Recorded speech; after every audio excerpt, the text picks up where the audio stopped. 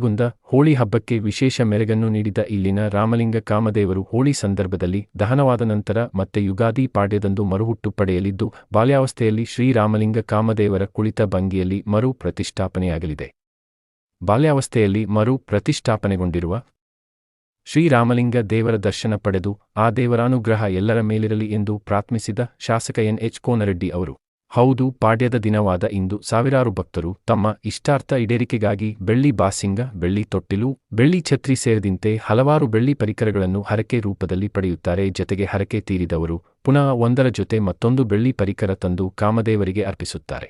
ಇನ್ನು ಕಾಮಣ್ಣ ದರ್ಶನವನ್ನು ಪಡೆಯಲು ನಾನಾ ಕಡೆಯಿಂದ ಭಕ್ತರ ದಂಡೆ ಹರಿದು ಬಂದಿದೆ. ಸುಮಾರು 2 ಕಿಲೋಮೀಟರ್ ಅಷ್ಟು ಸುಡು ಬಿಸಿಲನ್ನು ಲೆಕ್ಕಿಸದೆ ಸರದಿ ಸಾಲಿನಲ್ಲಿ ನಿಂತು ದರ್ಶನ ಪಡೆಯುತ್ತಿದ್ದಾರೆ.